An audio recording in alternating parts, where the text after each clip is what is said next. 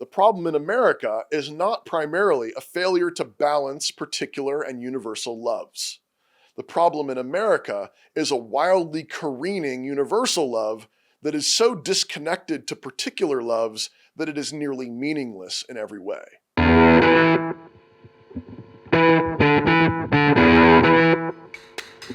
Introduction. One of the more thoughtful responses to Stephen Wolfe's book, The Case for Christian Nationalism, has been Susanna Black Roberts. Mrs. Roberts essentially argues that Wolfe has written an unbalanced and therefore unwise and untrustworthy book. She believes that his deep skepticism of the possibility of inter-ethnic and multi-ethnic nations has led him to an unreliable reading of Western philosophy, causing him to overemphasize certain texts that describe the value and centrality of particularity and familiarity to the neglect of texts from the Western canon that emphasize the universal, integrative, and unifying. She thinks that Wolfe's book is the equivalent of someone who, wanting to write a treatise on the case for Christian wealth, for example, set out to only cite all the scriptural passages that address the goodness and blessing of wealth, only to neglect and studiously ignore every text on the warnings and pitfalls of wealth, thus creating an imbalance and therefore unwise picture of how to proceed. And if the case for Christian nationalism did that, I think it would be a fair criticism. But that criticism assumes that nation building is primarily a sort of ethical balancing act, like gathering wealth. But what if nationing, and yes, I've just verbed that noun, is more like love, more like friendship, and building and cultivating families? If you were to write a book about looking for a spouse, I do hope it would not focus on the importance of keeping up pen pals with somebody overseas and being on good terms with your boss and how to interact with your neighbor's visiting in-laws.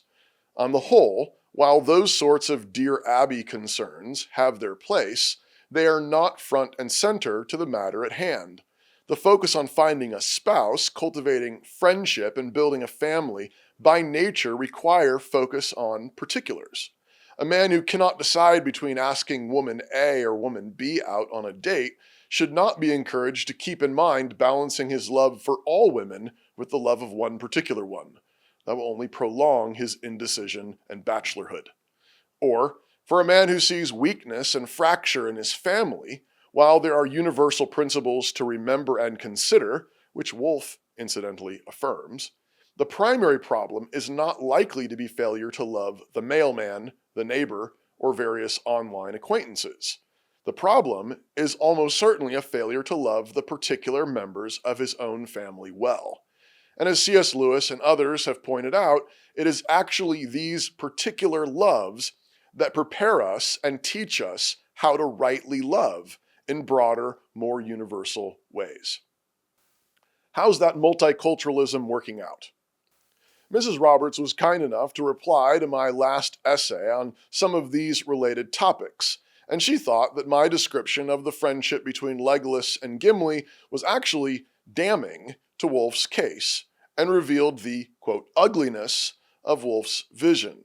She also wrote this, quote, Sumpter is wrong, however, about Wolfe being opposed to CRT for his ethnicity, as though he were warning against it rather than calling for it in the section quoted here. Before all this started, I'd done a thread drawing attention to Wolfe's belief in the importance of people of his own ethnicity having an ethnic awakening and beginning to act politically on behalf of their own ethnicity rather than for the common good of a multi-ethnic polity. Wolfe liked the tweets in which I described this. He clearly thought that I had understood this section correctly, unquote. To which I asked, why can't this summary be understood within the framework Lewis describes of ascending loves?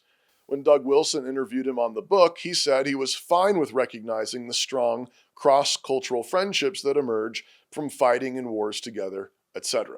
In other words, so long as Wolfe is clear that by ethnos and ethnicity, he does not mean merely superficial physical traits like color of skin, but rather a broader matrix of shared experiences, proximity, loves, customs, culture, etc., which Wolfe has said repeatedly, it is not at all clear to me that a focus on that kind of ethnic awakening and focus need to be understood as anything remotely like a right-wing critical race theory. This was explicitly affirmed in Doug Wilson's interview of Wolfe, where he affirmed that two men from very different backgrounds can forge a true friendship through serving together in a war, for example. And of course, it's always a little dangerous to read too deeply into likes on Twitter. In another thread, Mrs. Roberts explained her concerns further. Quote, I think that it's good for there to be specific cultures and ethnicities rather than just one global monoculture, which would be awful, and also that in a country like America, that's quite complicated because we all, well, most of us, have overlapping loyalties and identities. You can be Anglo-American or Irish-American and also a fireman on a team made up of Hispanic and Polish guys and miscellaneous American mutts. And also your family might include Italians or Asians or black people. The point is, it's complicated. Our social realities are complicated and overlapping. And the country that God has given us is weird and wonderful and has many different ingredients and ethnicities to it, and we should receive that as a gift.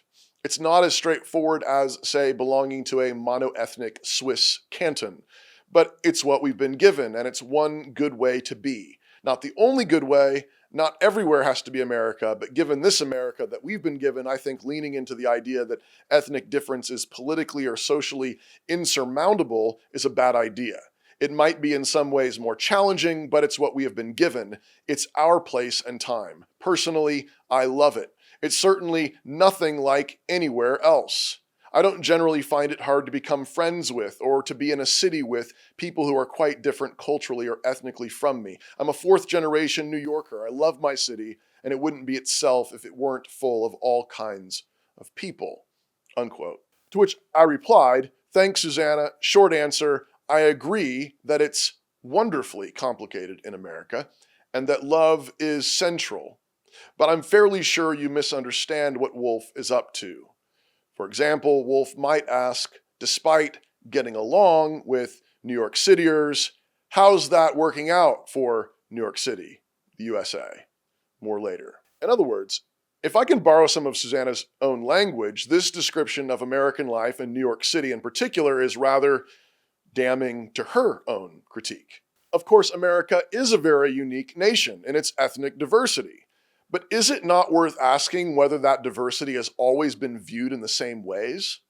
And even more to my point here, in Susanna's own appeal, can it truly be said that this is love when what it is currently producing is socialism, mass murder of the unborn, sexual anarchy, increasing crime, instability, tension, etc.?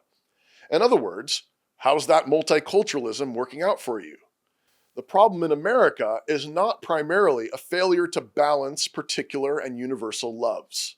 The problem in America is a wildly careening universal love that is so disconnected to particular loves that it is nearly meaningless in every way. We are now at the point where our president is signing bills of sexual and moral incoherence and irrationality in the name of, quote, love is love. The problem is not balancing different loves. The problem is the lack of any real clear knowledge of love in the particulars.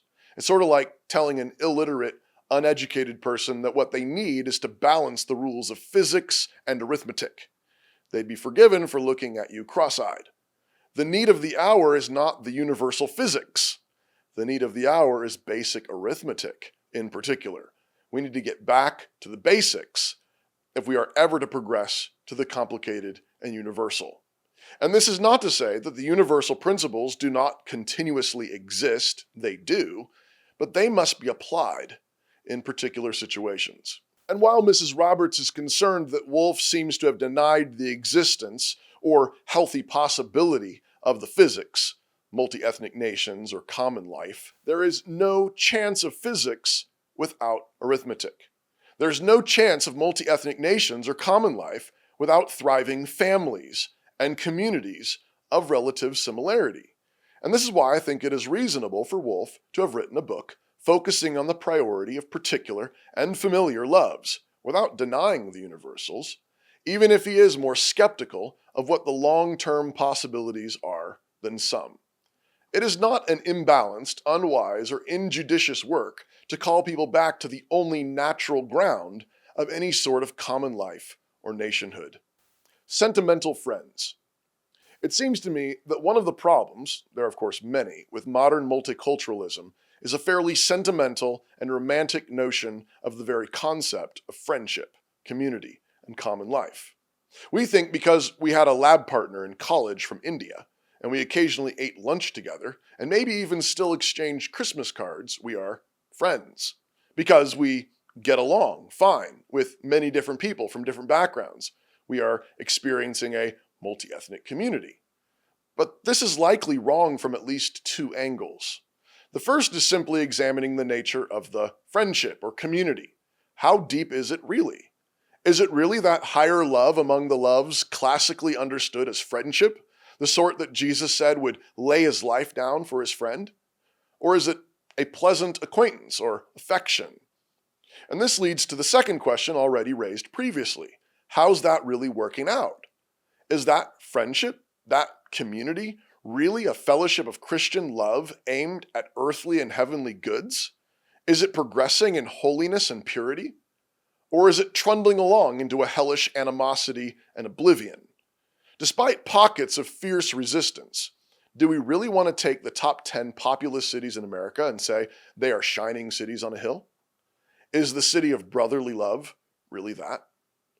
Lewis argues that moderns know very little of actual philia friendship. And he says this is because it is, quote, the least natural of loves, the least instinctive, organic, biological, gregarious, and necessary, unquote. While the survival of the species requires eros and affection, quote, we can live and breed without friendship, unquote. Lewis continues, quote, this, so to call it, non-natural quality in friendship goes far to explain why it was exalted in ancient and medieval times and has come to be made light of in our own, unquote. Lewis also accuses the Romantics for being part of the downgrade, quote, but then came Romanticism and tearful comedy and the return to nature and the exaltation of sentiment, and in their train all that great wallow of emotion which, though often criticized, has lasted ever since, unquote.